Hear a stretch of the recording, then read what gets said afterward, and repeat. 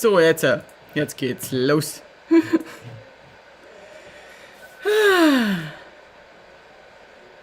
Nachricht zurückgezogen. Ja, hallo, hallo. Also, ich habe mich da jetzt ganz klein gezoomt.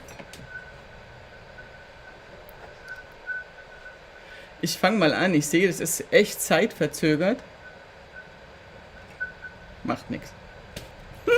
Ich zeige euch mal, was ich machen will. Ich hoffe, man sieht das mit der Kamera. Das ist ja echt der Wahnsinn. Total zeitverzögert.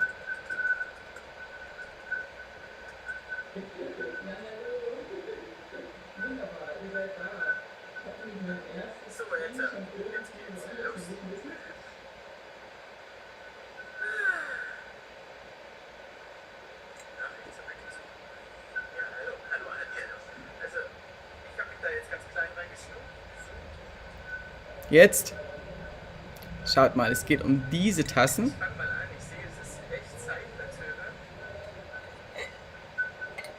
Um diese.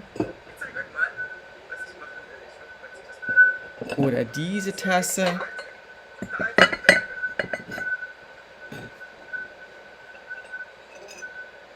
Irgendwie koppelt das, glaube ich.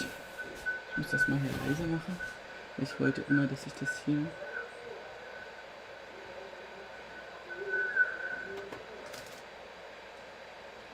Ich muss das hier ausmachen, das koppelt.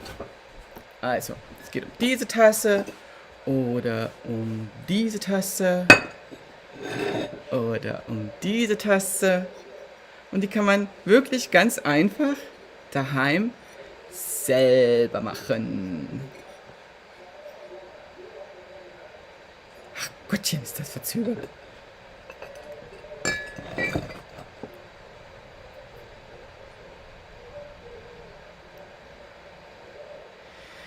Okay, und das zeige ich, wie man das macht.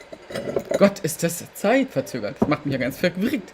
Also man braucht entweder eine Müslischale, ein Stück Stoff, um das da reinzulegen, dass man das dann nachher wieder rauskriegt. Oder man nimmt eine Styropor-Halbkugel. Ne, da will ich sie auch innen machen. Genau. Macht da den Stoff rein, wenn man sowas hat. Also man kann auch eine ganz normale Müslischale nehmen. Das ist egal. Ich nehme lieber diese schöne halbrunde Styroporkugel. Leg da jetzt diesen Stoff rein und mache da jetzt unseren Ton rein. Ich habe schon Ton vorbereitet.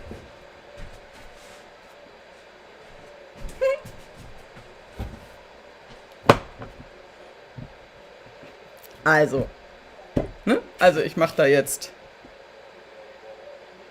die Platte, müsste ungefähr ausrollen, so einen halben Zentimeter. Und dann legt man die da rein. Nee, ich mache es noch ein bisschen dünner.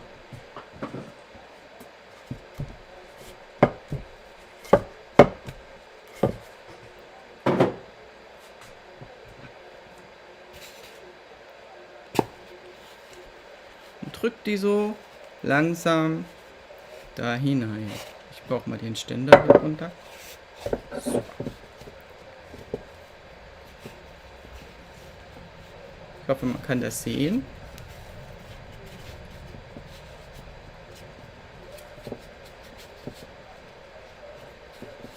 So, dass es in der Form da drin ist.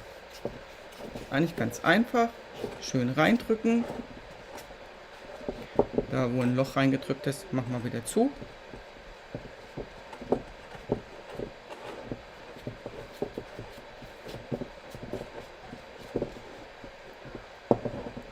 Und da wir jetzt von innen dann nachher nicht mehr rankommen, muss es auch einigermaßen aussehen, weil das ja das Innere der Tasse ist.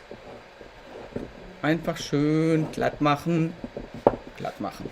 Das, was hier ringsrum ist, kann man nur grob ein bisschen abmachen, nur grob abmachen. Den Rest machen wir später, weil wir sehen ja jetzt nicht so richtig, wo wir abschneiden müssen.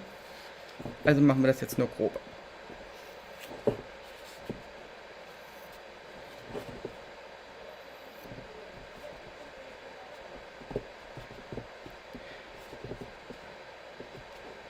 Machst du mit?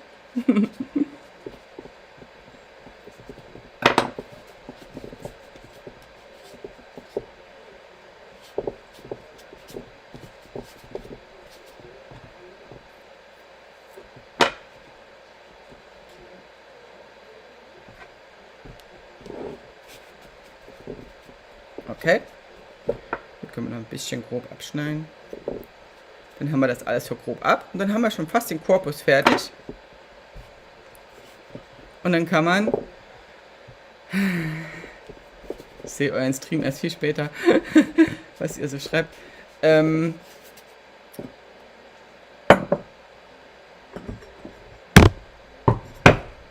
Das hier so nehmen.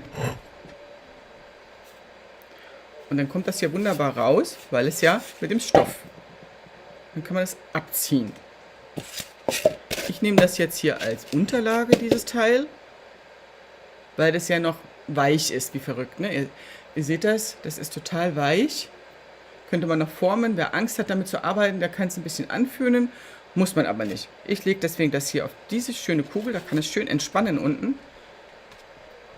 Und dann können wir das, muss halt nur mittig sein. Eine Tasse habe ich auch total schief gemacht, weil ich nicht gesehen habe, dass es nicht in der Mitte ist. Aber das macht ja nichts. Super. Okay. Und jetzt schneiden wir den Rand da ordentlich ab.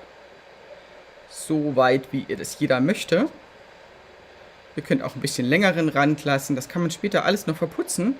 Das kann ich auch zeigen. Ich habe, glaube ich, eine trockene Tasse noch da. Kann man das noch zeigen. Und das schneiden wir da jetzt so ringsrum ab.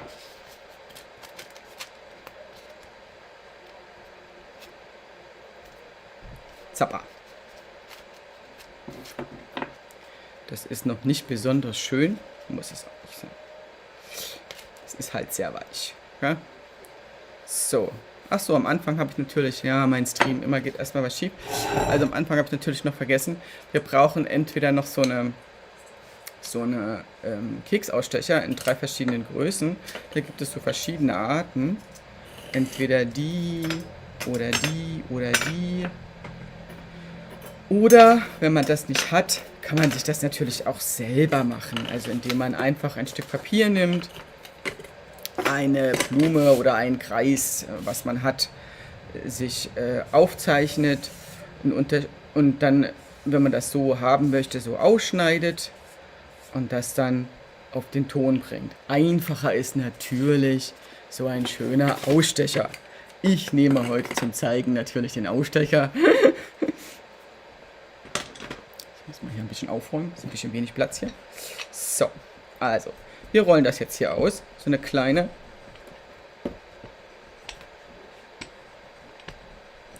Also wie man da die Deko ranmacht, das ist jetzt jedem selbst überlassen. Ich zeige jetzt erstmal nur diese einfache Form, ne? Weil man könnte jetzt ja auch hier diese Blümchen schon ranmachen, wenn man möchte.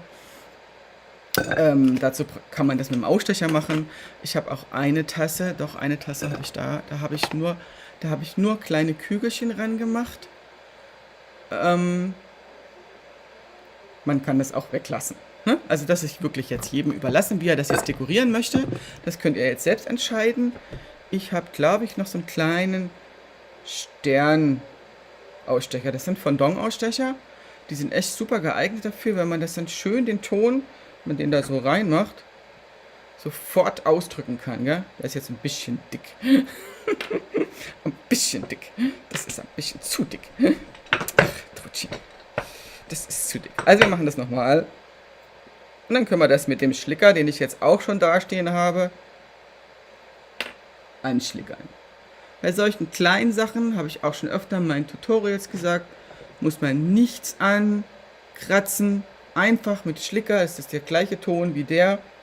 Schlicker, nass machen, ransetzen. Das hat nur eine ästhetische Funktion. Das muss man nicht anritzen oder so, ne? Also das kann jetzt da einfach so ran. Und das kann man jetzt ringsrum machen.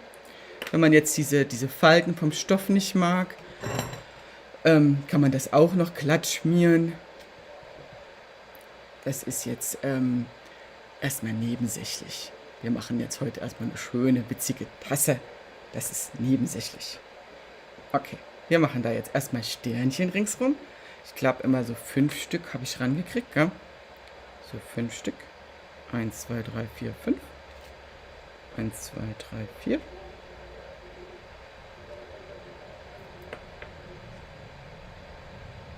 Okay. Okay, jetzt haben wir die Sternchen ringsrum. Und jetzt machen wir schon mal den Fuß. Weil es geht nämlich ganz schnell, so eine Tasse, so eine einfache.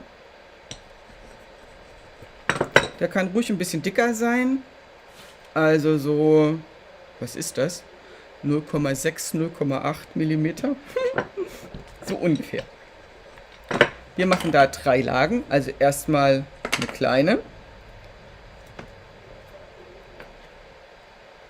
Dann eine etwas größere. Jetzt reicht mein Ton nicht mehr.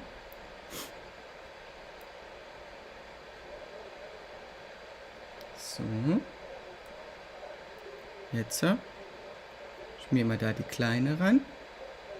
Und dann haben wir schon einen ganz winzigen kleinen Fuß. Und das können wir jetzt schön verlängern, wenn man das möchte. Man kann auch, wenn man diesen Ausstecher nicht hat, eine Wurst machen. Geht genauso.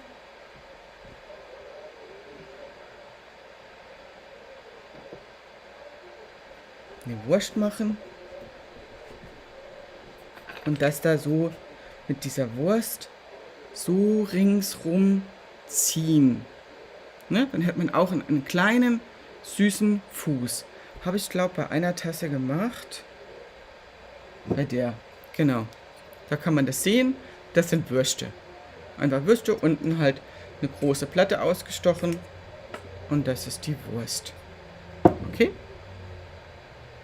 Wir machen jetzt hier weiter. Jetzt haben wir den kleinen.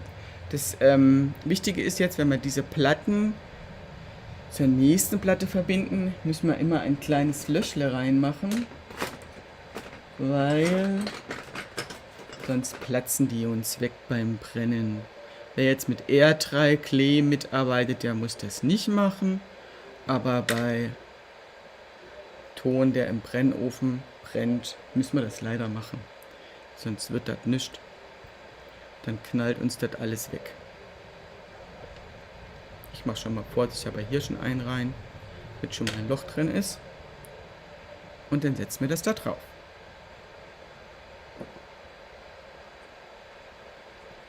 Okay, jetzt machen wir die nächste Platte und dann haben wir den Fuß schon fertig. Müssen wir mal kurz ausrollen. Und noch ein bisschen Ton. Okay.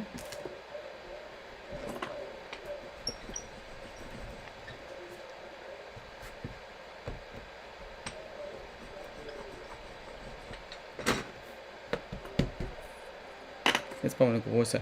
Mensch. Super. Da machen wir jetzt wieder ein Löchler rein. Irgendwie ist das mir nicht so angenehm, das Teil. Dann nehmen wir das da. Super. Wieder ein Loch rein. Da wieder Schlicker drauf. Und dann haben wir da schon den dritten Fuß.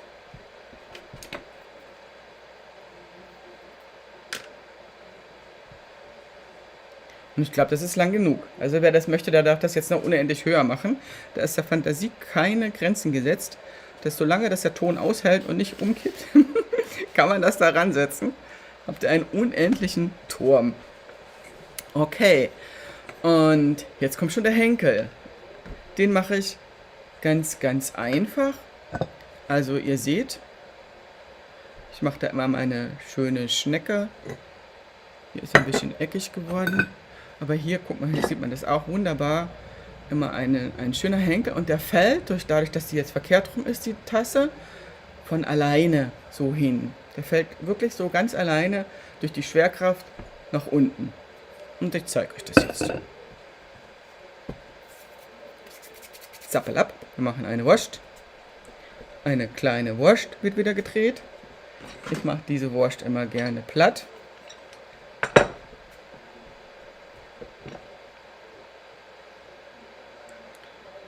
Mag nicht so dicke Henkel, mag ich nicht so. Wenn der mir jetzt hier zu breit ist durch das Blattdrücken, schneide ich ihn natürlich noch mal ein bisschen kleiner, ein bisschen schmaler, weil der ist mir jetzt zu wuchtig für diese Form, für diese kleine Form.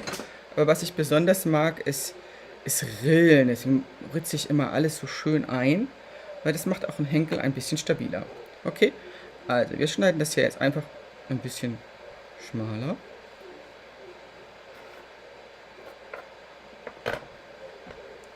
Von der Länge sind das, glaube ich, 10 cm, oder? Lieber ein bisschen länger machen. Wenn man dann merkt, dass es zu lang ist, kann man es wieder abschneiden. Okay? Ich werde diesen Zipfel hier schon abschneiden. Der ist mir jetzt schon zu dick. Und jetzt kann man das schon mal, wenn man sieht, das schon mal so für sich formen. Ich lege mir das immer jetzt hier vorne hin und weiß ja ungefähr, wie die Tasse sein soll. Jetzt nehmen wir das hier als Wand. Ne? Und jetzt können wir das jetzt hier so formen. Jetzt merkt ihr schon, der ist eigentlich schon viel zu lang. Ne? Und jetzt können wir den, aber ich fange trotzdem erstmal hier hinten an. Setze hier meinen kleinen Bogen vor sich, damit es nicht reißt. Muss halt wirklich gut sein, der Ton. Schön und eine Schnecke formen. Eine Schnecke formen. Und dann können wir das danach ausrichten und da vorne abschneiden. Okay? Also, wir setzen das jetzt hier einfach mit Schlicker ran. Das hat jetzt alles die gleiche Konsistenz. Ihr setzt das, ich hoffe, man sieht das. Also hier setzt das hier wirklich, hier einfach da reinsetzen, in dieses System reinquetschen. So, und dann kann man den so biegen. Der fällt jetzt wirklich von alleine. Und ich habe schon gedacht, der ist so lang, ist er gar nicht. Den kann man jetzt wirklich wunderbar hier verschmieren.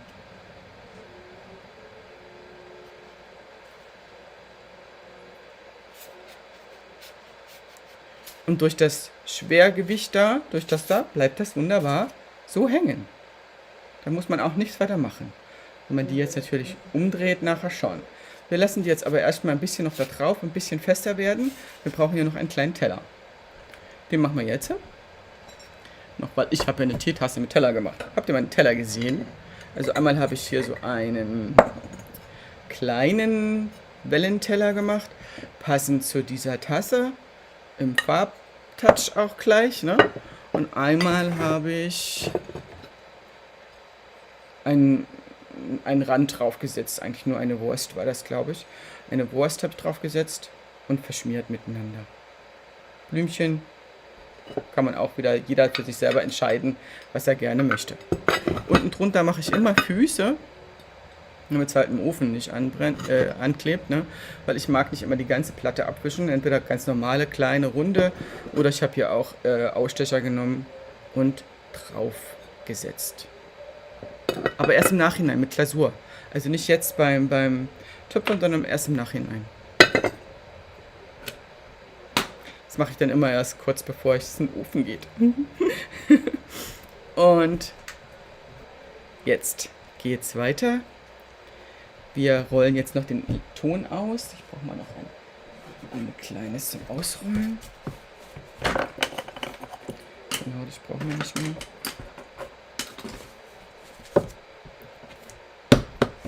Und da könnt ihr euch ja orientieren, wenn ihr irgendwas habt, wie eure Müslischale oder jetzt hier in dem Fall habe ich ja jetzt meine Styroporkugel, Halbkugel. Und die schneide ich dann einfach ringsrum aus. Und dann habe ich da meinen Teller in der Größe. Wenn euch das zu groß ist, kann man das ja dann immer noch kleiner machen. Kleiner machen, sage ich, ist immer einfacher als nachher größer machen. Das ist immer schwieriger, ne? Und da habe ich hier noch so eine schöne Styropor. Ich habe immer ganz viele davon. Seht ihr das? Kann man das wunderbar ausschneiden. Jetzt habe ich ja den einen mit diesem Wellenrand gemacht. Den müsste man dann gleich mitschneiden.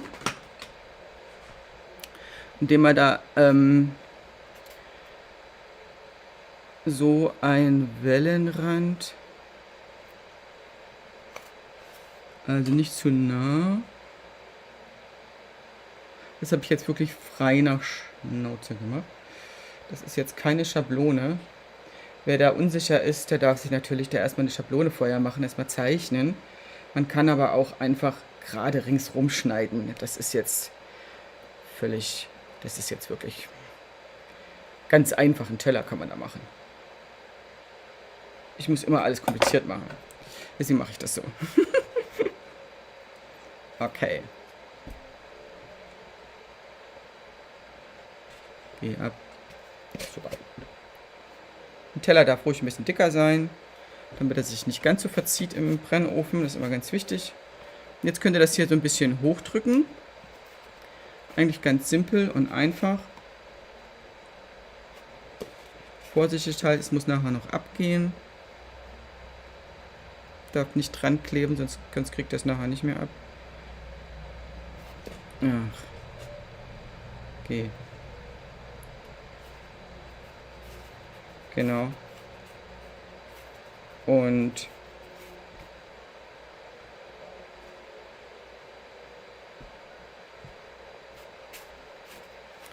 dann müssen wir das hier so abdrehen. Abdrehen.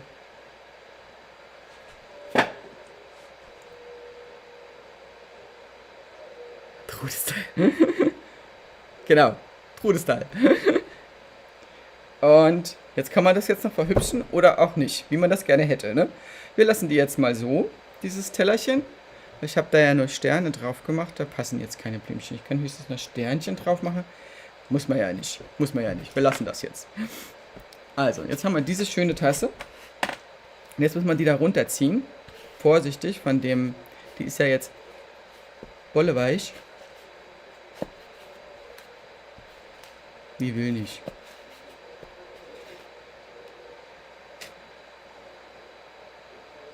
Dann kann man die noch ein bisschen formen. Und dann kann die eigentlich so, wie sie ist, jetzt trocknen. Ne? Da macht man jetzt oben an dem Rand gar nichts, weil da verschneidet ihr euch nur. Das zeige ich euch jetzt, wenn das trocken ist, wie man das dann macht. Weil die bleibt jetzt... Sieht man die da hinten? Die sieht man gar nicht.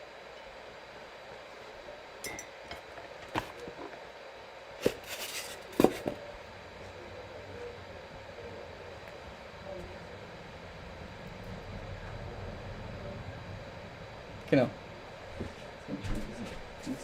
So. Okay. Jetzt haben wir da diese. Ne, die sieht ja jetzt ganz fürchterlich da oben aus. Jetzt habe ich mir irgendwo eine Trockner hingestellt. Wo habe ich sie da? Geht.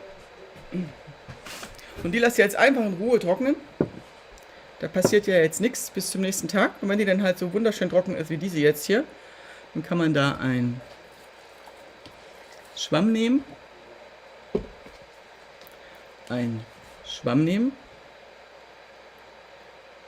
Wasser nehmen, nicht zu viel. Und dann kann man diese Kanten glatt putzen. Im Fachjargon sagt man verputzen. Wir verputzen das jetzt. Da kann man selbst das hier drinne, ich habe hier extra mit Absicht das ein bisschen dicker gemacht, wenn man das beim Ausformen da nicht so drauf achtet. Das kann man alles mit ein bisschen nass machen und abkratzen. Seht ihr das? Das geht wunderbar, wenn das so strunztrocken ist, kann man das wunderbar schön wieder glatt kriegen. Und auch diese Kanten, die sind dann richtig schön, sauber und glatt. Das kann man, muss man nicht mit. Ich habe gesehen, dass viele Hobbytöpfer das mit Pfeilen und so, und das ist viel zu mühsam. Da würde ich wahnsinnig werden. Also von daher macht es mit Wasser. Und ihr werdet merken, ihr kommt viel besser damit zurecht. Ihr kriegt das viel schöner hin. Die Übergänge kriegt man viel besser hin. Man kann mit dem Finger arbeiten. Man kriegt das viel besser geglättet. Und ihr seht, ich habe ja dann nachher, auch wenn sie dann halt nicht wenn sie selbst getöpfert sind, werden sie ja dennoch nicht so gerade. Das ist ja klar. Ne? Aber dennoch sind sie dann nachher schön vom Rand, sind wunderbar. Und so sollten sie sein. Ich hoffe, ich habe euch da ein bisschen geholfen, so eine ganz einfache Tasse mal selber zu machen. Und ich würde mich freuen, wenn ihr die mal selber macht. Auf Facebook bin ich ja auch unter dem Namen Trudchens Kunstshop. Einfach mal reinschauen und da könnt ihr auch mir Bilder schicken. Würde ich mich riesig freuen. Wir haben jetzt eine Tasse gezaubert innerhalb weniger Minuten mit Teller. Es war schön, dass ihr alle da wart. Auch wenn ich euch immer nur zeitverzögert sehe. Aber es war trotzdem nett für meinen ersten Videostream. Und vielleicht gibt es ja demnächst noch ganz, ganz, ganz, ganz viele. Wenn ihr Interesse habt, mache ich das natürlich gerne. Okay? Also, tschüss, bis zum nächsten Mal.